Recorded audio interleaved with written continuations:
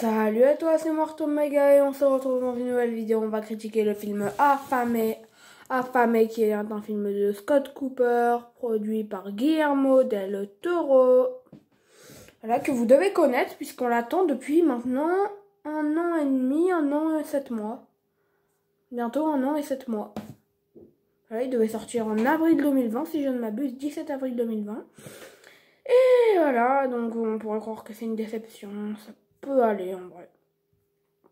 Je l'ai vu à l'avant-première le 29 octobre au Vendredi de l'horreur à Pathé-Gaumont, séance de 20h. Pathé-Gaumont, Disney Village. Donc Affamé, c'est l'histoire d'un...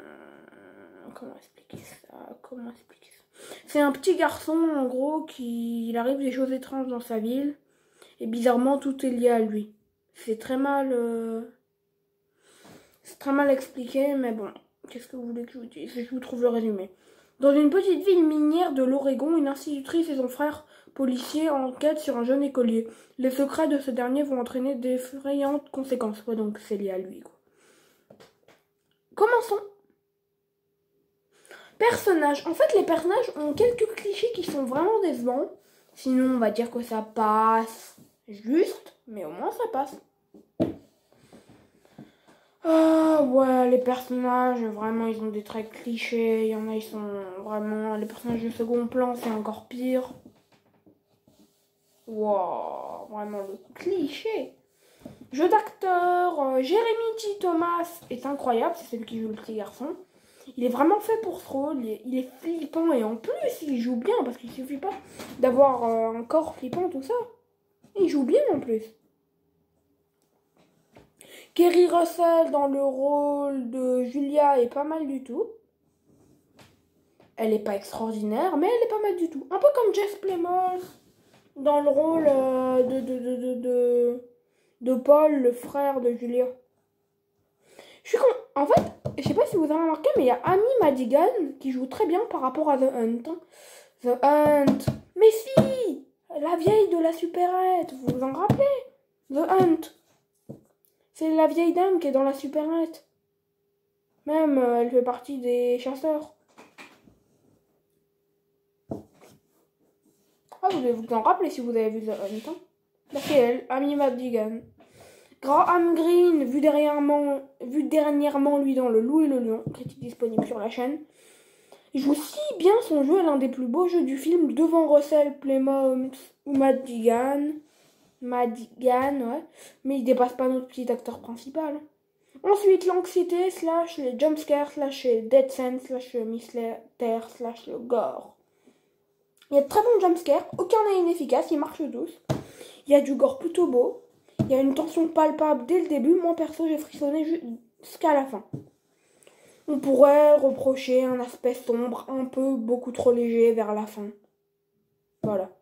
Apparence de la créature / effets spéciaux. Effets spéciaux sont singuliers, magnifiques, travaillés. C'est l'un des meilleurs points du métrage. Les corps de gens morts sont si gore. En fait, on a vu un corps au bout d'un moment. Toute la salle était en mode... Mais vraiment, ça s'entendait vraiment. J'en ai marre parce qu'il est en train de me saouler, quoi. La créature, elle, est incroyable. Et quand elle se transforme, c'est encore plus gore. C'est sans doute l'une des 3 meilleures créatures de 2021. En tout cas, on voit que moi, quand j'ai vu sa forme finale, je me suis accrochée à mon siège. Mais vraiment, j'en avais besoin. Si je m'y accrochais pas, je peux vous dire que ça allait pas aller pour moi. Histoire, bien évidemment, l'idée de base est un classique. Pourtant, la bande-annonce, elle vendait du bon.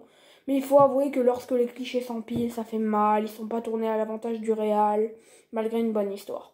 Côté dramatique, il faut avouer que malgré son classique, le côté dramatique d'Antlers, c'est le nom original, est très bien géré. Il m'a même rendu parfois un poil triste, vous voyez. Scénario pas très complexe, même s'il y a des idées, elles sont jamais exploitées jusqu'au bout. Je pense qu'il y a un vrai effort du réal, mais une envie ne suffit pas, ce qui fait que le scénario est tristement banal, en fait. Musique pas très originale, bandes sont pas ouf. Mais bon, tout ne peut pas être parfait. Hein. Ce qui est dommage dans les plans, on va parler des plans, hein, c'est que les meilleurs plans d'Affamé, en fait, ils durent que 2-3 secondes. Et ils laissent pas le temps aux spectateurs de les apprécier. La fin, je suis dégoûtée, il y a un happy end. Je vous spoil, mais il y a un happy end. Quelle sera ma note, ma petite note sur 5? Je mettrai 3.5, ça fait 7 sur 10. 14.25 sur 20. C'est assez pour vous? Voilà, bah Antler, ça allait le voir à sa sortie le 17 novembre. Et je crois qu'il y a des avant-premières les 31 octobre à CGR. C'est la fin de cette vidéo, on se retrouve dans une nouvelle vidéo prochainement. C'était Martin Méga. Ciao!